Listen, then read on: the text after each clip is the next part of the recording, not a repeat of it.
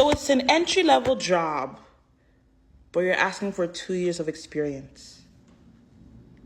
It's an entry-level job, but you're asking for 2 years of experience.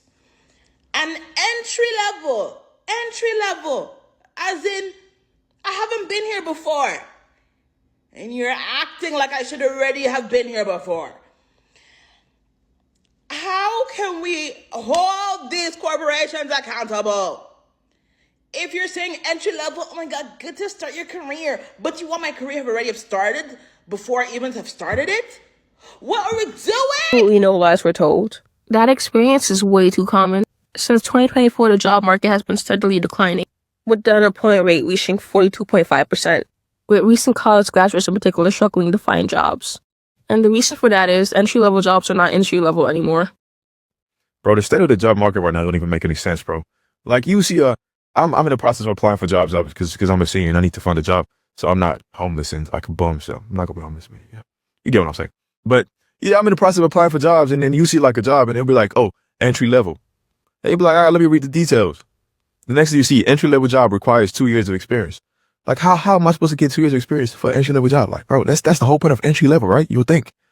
But yeah, it don't make any sense, bro. As he said, 2 to 5 years is not entry-level. That's associate. They want someone with proven experience and that can do their job well, but they don't want to pay them what they're worth. So instead, they put entry-level on the job description in hopes of finding a qualified person that's willing to do the job for less, which in this declining economy seems really easy to do nowadays. The definition of entry-level is supposed to be little to no experience. It's supposed to be made for college graduates. But unfortunately, a lot of those jobs don't exist anymore. And if they do, they're highly competitive.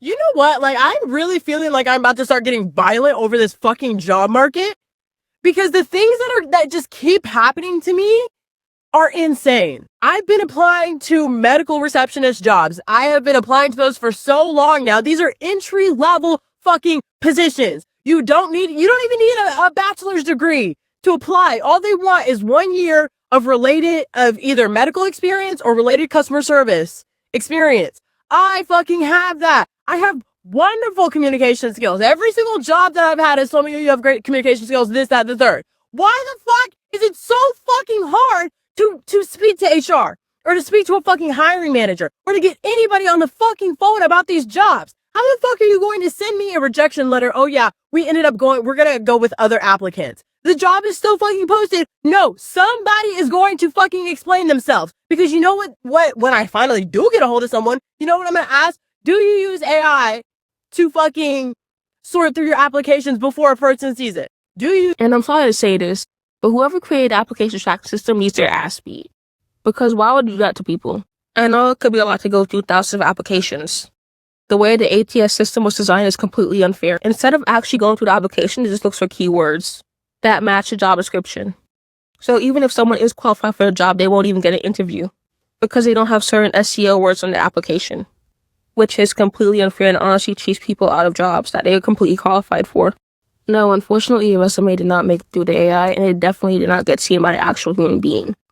Because as mentioned earlier, if a resume does not have specific keywords, it will not be even looked at, let alone considered for an interview. The current job market is not sustainable whatsoever, because even people with experience are being overlooked and laid off.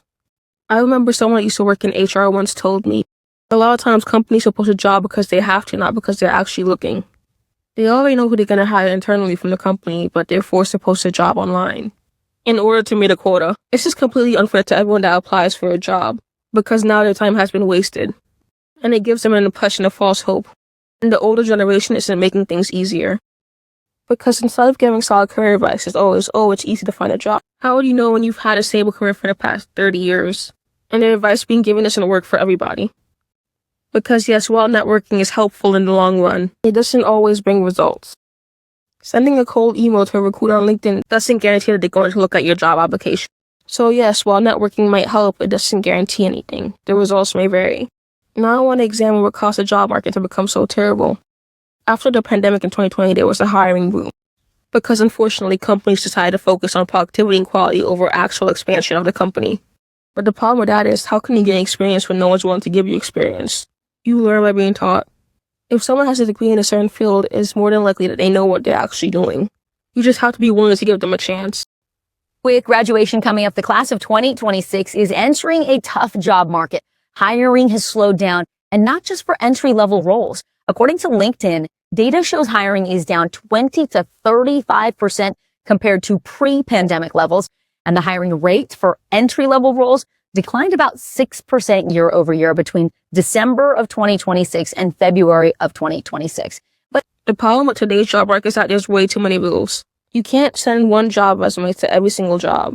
You have to tweak it to fit the specific job description. Plus, you have to write a cover for that specific role, even though they might not even read the cover letter. And don't even get me started on those long-ass applications that make you write out every single job that you ever done, even though your resume is right there. What's the point of that? And on top of all of that, a human being might not even see your application. Because, as I said before, if the ATS track system does not see any keywords, you're not getting through to the next round. This job market honestly feels hopeless. Because who does it genuinely benefit? Not the college graduates who weren't looking to get an internship. And definitely not the people that want to make a career switch either. Because if you have any unexplained gaps in your resume, they might not even look at it. And what's the point of even having LinkedIn if we can't put open to work? Is that not the point of having a LinkedIn, to network and to find potential job opportunities? Honestly, this next video perfectly summarizes the whole job market right now. Thank you for applying. We'll get back to you. Maybe. No. Die. After 3 rounds of interviews and meeting the team, unfortunately, we've decided not to go forward with your application for Walmart greeter boy. The position is entry level, so we usually expect around 2 to 3 decades of work experience. Hey, you better write a fucking personalized cover letter for me, okay, asshole? I mean, I'm not gonna read it. Well, yeah, sorry, we're not hiring. We kind of just posted that for funsies. There are 3,000 applicants already, but don't worry. Every single application will be equally ignored. The part about 3 rounds of interviews is so real. Long gone are the days of where you have 1 interview. And if a job hires you on a spot in this climate, it's usually a red flag. So it feels as if there's honestly no way for job hunters to win. And don't even get me started on these scam jobs, because the amount of times I applied for a job that turned out did not exist. I applied for a job on LinkedIn, and then somebody else from a different company that I never even applied for messaged me saying that they set up an interview for me. When I looked into it, the person and the company did not exist. I'm so glad I dodged that red flag. To prey on people looking for jobs in this market is honestly so disgusting, because you know how desperate and how vulnerable they are. But even though the market is trash right now, you can't lose hope, because I genuinely believe that there's a job out there for everybody. And if you can't find a job, you can always create your own. I believe that everyone is capable of selling a product or becoming an entrepreneur. I mean, these bills gotta be paid somehow. Please tell me what you think in the comments down below. And don't forget to like and subscribe.